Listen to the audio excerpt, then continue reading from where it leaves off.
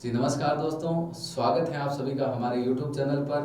आज हम लोग मैथ स्टार्ट कर रहे हैं। क्लास 10th की मैथ की जो फर्स्ट प्रश्नावली है एनसीईआरटी बुक की, उसका नाम है वास्तविक संख्या। किसी भी प्रश्नावली को शुरू करने से पहले उस अध्याय की बेसिक नॉलेज अपने को पता होना चाहिए, मतलब अध्याय का परिचय होना जरूरी है। तो सबसे पहले आज हम लोग इस क्लास में जो वास्तविक संख्या होती क्या है, वास्तविक संख्या किसे कहते हैं, उसमें उसके प्रकार की बात करते हैं। जो दूसरी संख्या होती है उनके ऊपर अपने को नॉलेज होना पहले बहुत ज़रूरी है, क्योंकि बीच में नाम आ जाएगा वास्तविक संख्या क्या होती है, बीच में नाम आ गया परिमेय संख्या क्या होती है, अपरिमेय संख्या क्या होती है, प्राकृत संख्या क्या होती है। तो सबसे पहले अपने को बेसिक मजबूत होना जरूरी है। तो हम लोग प्रश्नावली को स्टार्ट कर रहे हैं। आपकी फर्स्ट प्रश्नावली है वास्तविक संख्या। प्रश्नावली का नाम क्या है आपका? वास्तविक संख्या, रियल नंबर की बात करते हैं। ये आपके एनसीईआरटी की क्लास 10th की बुक की प्रश्नावली नंबर कौन सी है? 1 है। न्यू सिलेबस के अनुसार भी 1 है और जो पुरानी सिलेबस है उसके अनुसार भी आपकी 1 ही है। तो सबसे पहले हम बात कर लेते हैं वास्तविक संख्या होती क्या है। बहुत सारे बच्चों को नहीं पता होता है कि वास्तविक संख्या क्या होती है। तो आपको मैं बताता हूँ, ऐसी संख्या जिसमें परिमेय और अपरिमेय दोनों संख्या शामिल होती है। बात अट गई कि सर परिमेय संख्या का तो हमें पता ही नहीं, परिमेय संख्या कौन सी होती है। आपको पता होना चाहिए। पहले हमें वास्तविक संख्या की परिभाषा जान लेते हैं कि जिसके अंदर आपकी परिमेय संख्या भी सम्मिलित होती है, अपरिमेय दोनों संख्या सम्मिलित होती है। कहने का मतलब क्या हो गया आपका? परिमेय संख्या प्लस अपरिमेय संख्या दोनों को मिलाएंगे, दोनों को सम्मिलित रूप से कौन सी संख्या बोल सकते हैं? वास्तविक संख्या, रियल नंबर बोल सकते हैं अपना। परिमेय संख्या और अपरिमेय संख्या दोनों को सम्मिलित रूप से कौन सी संख्या बोलेंगे? वास्तविक संख्या। ठीक है। अब हम जानेंगे कि परिमेय संख्या क्या होती है, अपरिमेय संख्या क्या होती है। लेकिन परिमेय संख्या और अपरिमेय संख्या जानने से पहले जो आपकी छोटी क्लास में जो संख्या होती है, प्राकृत संख्या, पूर्ण संख्या, उनके बारे में हम लोग पहले जानेंगे, फिर बात करेंगे परिमेय और अपरिमेय संख्या। वास्तविक संख्या की परिभाषा आपने देख ली भाई, ऐसी संख्या जिसमें आपकी परिमेय और अपरिमेय दोनों संख्या सम्मिलित होती है। वास्तविक संख्या जिसमें परिमेय संख्या भी सम्मिलित होती है, अपरिमेय भी संख्या आपकी क्या होती है? सम्मिलित होती है। तो सबसे पहले हम बात करेंगे बेसिक से, बात करते हैं प्राकृत संख्या क्या होती है। नहीं पता है तो बहुत अच्छी बात है, नहीं पता है तो आज हम पता कर लेते हैं प्राकृत संख्या होती क्या आपकी। प्राकृत संख्या की हम बात करें तो गिनती में भाई हम लोग उपयोग करते हैं, गिनती स्टार्ट करते हैं 1 2 3 4 ऐसे स्टार्ट तो करते हैं। आपको पता है गिनती में उपयोग की जाने वाली संख्याओं को आपके हम लोग गिनती में जो संख्या उपयोग में लेते हैं उन संख्याओं को क्या बोलते हैं? आपकी प्राकृत संख्या बोलते हैं, नेचुरल नंबर बोलते हैं। नेचुरल नंबर या प्राकृत संख्या को किससे प्रदर्शित करते हैं? अपना n से प्रदर्शित करते हैं। ये बात आपको ध्यान रखना। प्राकृत संख्या होती है हमेशा 1 से स्टार्ट होती है, 1 2 3 4 5, लास्ट मतलब कहां तक जाएगी? अनंत तक। आपसे कोई भी पूछ ले भी सबसे पहली या प्रथम प्राकृत संख्या कौन सी है, तो आपका आंसर आना चाहिए प्रथम प्राकृत संख्या आपकी 1 होती है। कितनी होती है? 1। प्रथम प्राकृत संख्या, प्रथम प्राकृत संख्या आपकी कितनी होती है? 1 होती है। प्राकृत संख्या कितनी होती है आपकी?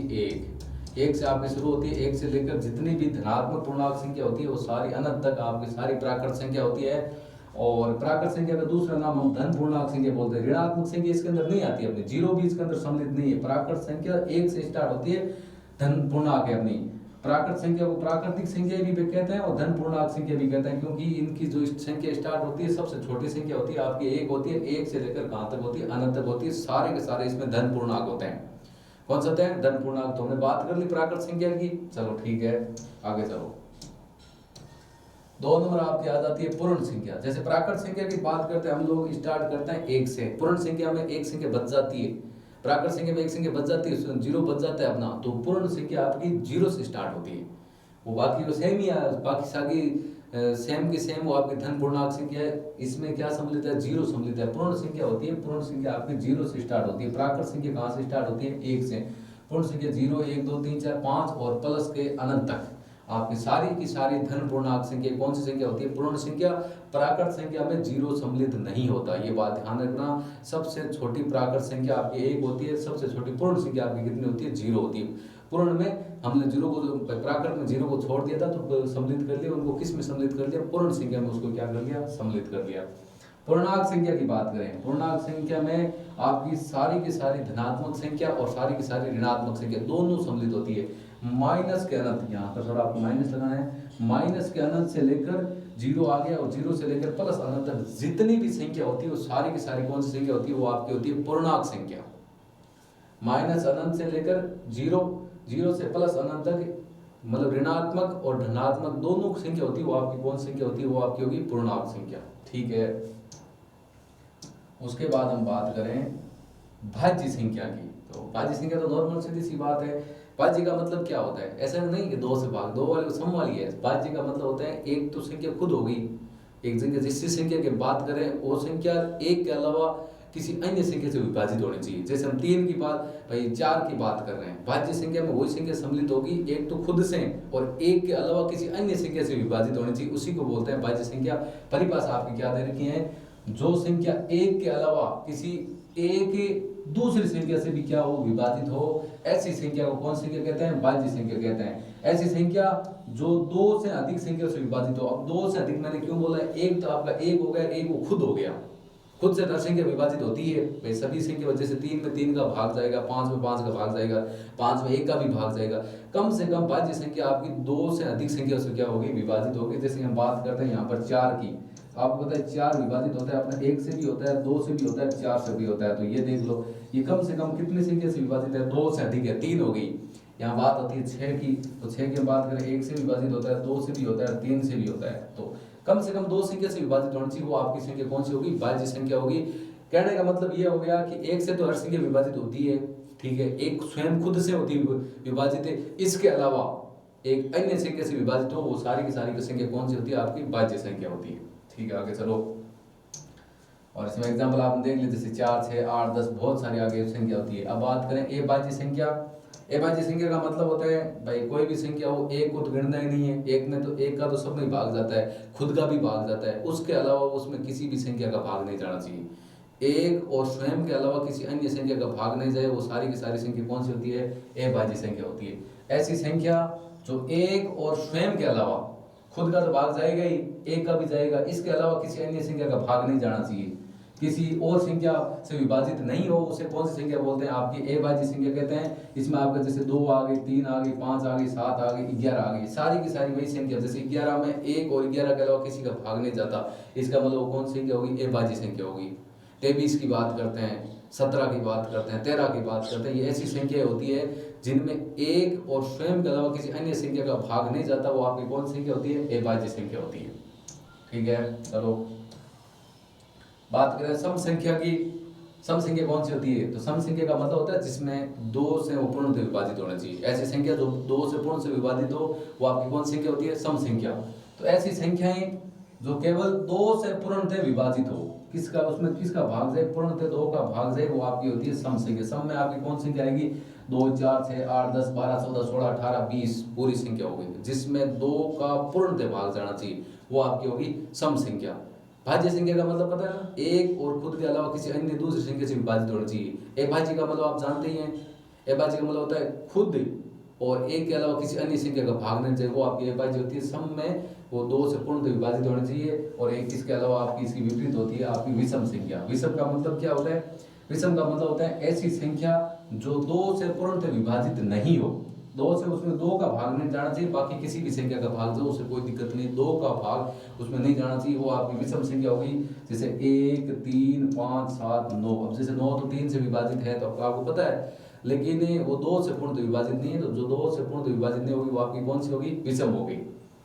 सर आप तो मैं छोटी कक्षा में पहली दूसरी क्लास वाला नॉलेज पढ़ा रहे, तो बेसिक मैंने यही बोला था, बेसिक जरूरी है। हमने बात की थी वास्तविक संख्या, तो वास्तविक संख्या परिमेय और अपरिमेय संख्या दोनों को सम्मिलित रूप से कौन सी संख्या बोलते हैं, वास्तविक संख्या। ये लो आपके आगे परिमेय संख्या। परिमेय संख्या की परिभाषा क्या होती है, ऐसी संख्या जिसे P/Q के रूप में लिख सकते हैं या व्यक्त किया जा सकता है। ऐसी संख्या जिसको P/Q ऐसे लिखते हैं, P/Q के रूप में व्यक्त किया जा सकता है, उसे कौन सी संख्या कहते हैं, परिमेय संख्या कहते हैं। ध्यान रखना, ऐसी संख्या जिसको P/Q के रूप में लिख सकते हैं। और आपको पता होना चाहिए इसके अंदर जहां P और Q दोनों क्या होना चाहिए, आपको पूर्णांक होना चाहिए। पूर्णांक का मतलब क्या हुआ, माइनस अनंत से लेकर प्लस अनंत तक जितनी भी संख्या वो सारी संख्या हो सकती है। और हमेशा ध्यान रखना, Q का मान कभी भी 0 के बराबर नहीं होना चाहिए। 0 के बराबर होगा तो हम लोग उसे P/Q के रूप में व्यक्त नहीं कर सकते। कंडीशन आपकी बता रखी है, इसमें दे रखा है कंडीशन, P और Q पूर्णांक होना चाहिए, उसके साथ में Q का मान कभी भी 0 के बराबर नहीं होना चाहिए। जैसे आपका एग्जांपल यहाँ पर दे रखा है 5/7 आपकी कौन सी संख्या है, एक परिमेय संख्या है। ठीक है सर, बोलोगे 4 दे रखा है, तो 4 परिमेय संख्या कैसे हुई, हम लोग 4 में 1 का भाग दे सकते हैं, P/Q के रूप में व्यक्त कर सकते हैं इसको। -7 परिमेय संख्या होती है, कहाँ होती है ना, -7 में 1 का भाग दे तो -7/1 होगी। तो ये जितनी भी संख्या होती है ये सारी कौन सी संख्या होती है? परिमेय संख्या। परिमेय संख्या में आपको इतना ध्यान रखना है वो p बटे q के रूप में व्यक्त कर सकता है। एक सिंगल संख्या होती है वो परिमेय संख्या होती है। क्यों होती है? क्योंकि उसमें हम एक का भाग दे सकते हैं, जीरो नहीं होना चाहिए। जीरो q का मान कभी जीरो नहीं होना चाहिए, ये बात आपको सबसे मेन बात ध्यान रखनी है। p और q दोनों आपके पूर्णांक होने चाहिए। q का मान कभी आपका जीरो नहीं होना चाहिए, q का मान कभी भी आपका जीरो नहीं होना चाहिए, ये बात आपको पता होनी चाहिए। ये आपकी परिमेय होगी जिसको p बटा q के रूप में व्यक्त कर सकते हैं। और आपकी ए परिमेय संख्या इसकी उल्टी हो जाएगी। क्या होगी? ऐसी संख्याएं जिन्हें p बटा q के रूप में व्यक्त नहीं किया कर सकते उन्हें कौन सी संख्या कहते हैं? ए परिमेय संख्या कहते हैं। इसमें आपका उदाहरण क्या है? जैसे √2, √3, √5, ये पाई, ये जितने भी है ना, जैसे √2 दे रखा है, √3 दे रखा है, √5 दे रखा है, ये पाई दे रखी है, ये आपकी संख्या कौन संख्या होती है? ए परिमेय संख्या होती है। इन संख्याओं को हम लोग p बटा q के रूप में व्यक्त नहीं कर सकते, p बटा q के रूप में व्यक्त नहीं कर सकते। तो यही था आपका इस अध्याय वास्तविक संख्या का बेसिक नॉलेज, जिसमें मैं तो आपको परिभाषा वास्तविक संख्या की पता होनी चाहिए। वास्तविक संख्या क्या होती है? परिमेय और अपरिमेय दोनों संख्याओं को सम्मिलित रूप से वास्तविक संख्या कहते हैं। और परिमेय संख्या ऐसी संख्या जिसको हम लोग p बटा q के रूप में व्यक्त किया जा सकता है, जहां पर p और q आपके पूर्णांक होते हैं। q का मान कभी नॉट इक्वल टू जीरो, कभी भी मान जीरो नहीं होना चाहिए। और अपरिमेय संख्या आपने देख ली, ऐसी संख्या जिनको p बटा q के रूप में व्यक्त नहीं कर सकते। परिमेय को तो कर सकते हैं, इसको नहीं कर सकते। एग्जाम्पल की बात करें, आपको बोले कि नहीं दो अपरिमेय संख्या का नाम लिखो, ये √2 हो गया, √3 हो गया, √5 हो गया, पाई हो गया, सारी की सारी कौन सी संख्या होगी? आपकी अपरिमेय संख्या होगी।